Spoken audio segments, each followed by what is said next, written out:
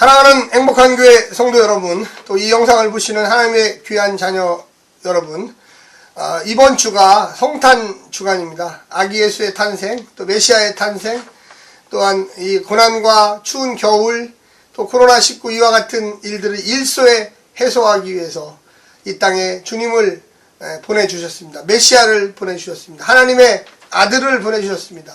함께 기뻐하고 즐거워하는 시간입니다.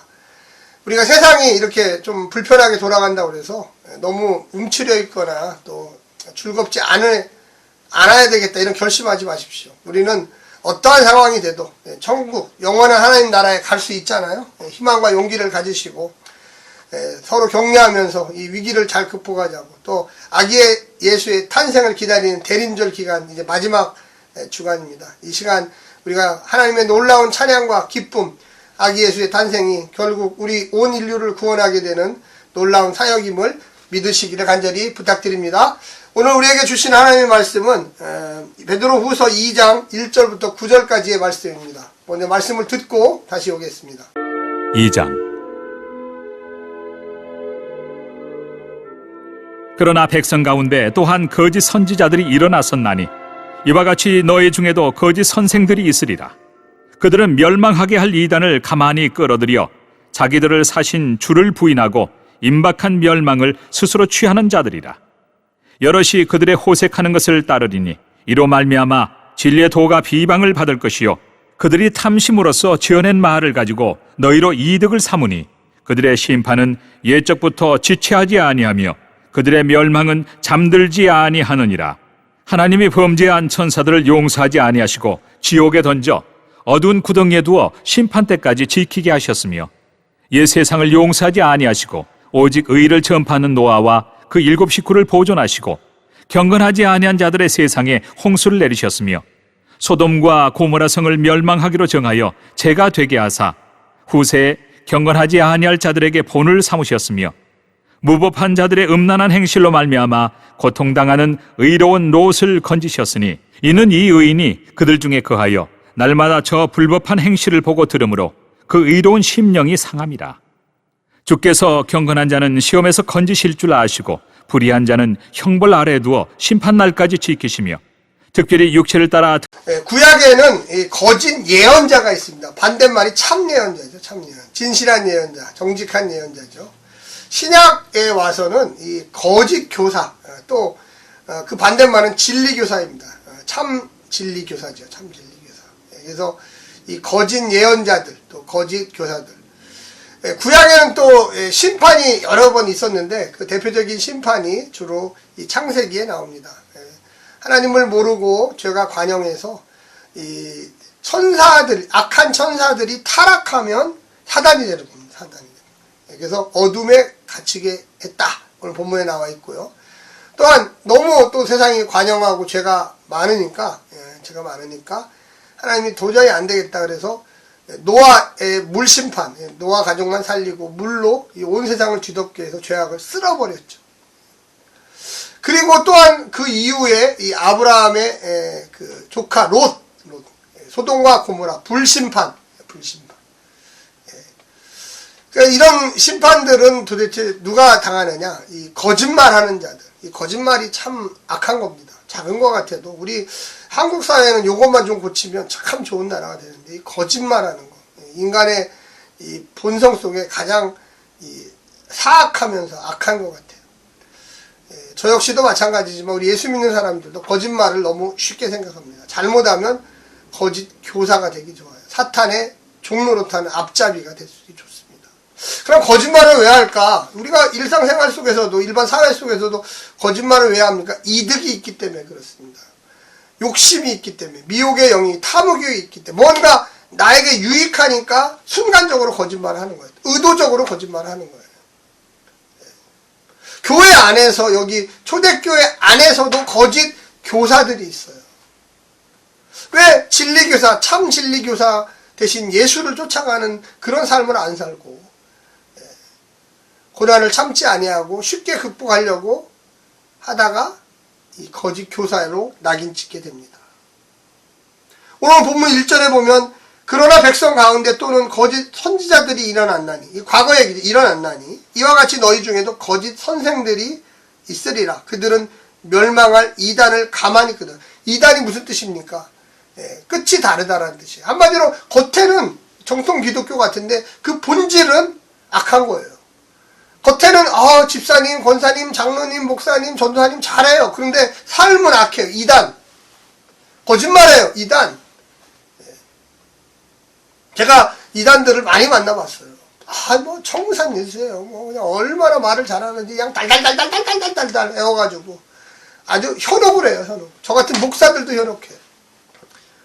저는 그들의 말을 보기보다 그들의 삶을 봅니다. 그 이단들의 삶을 봐요. 아주 악해요. 가정을 파괴해요. 교회를 파괴해요. 어떻게 하나님의 만드신 가정을 파괴합니까? 교회를 파괴합니까? 정통교회는 절대 교회를 파괴하지 않고 가정을 파괴하지 않습니다. 그들은 그들의 교주의 말을 하나님의 말처럼 신격화해서, 교주의 말이 맞을까요? 절대 틀리죠. 그런데 맞다고 생각해요. 그래서 가정을 파괴하는 거예요. 우선순위를 거기에다 두는 거예요.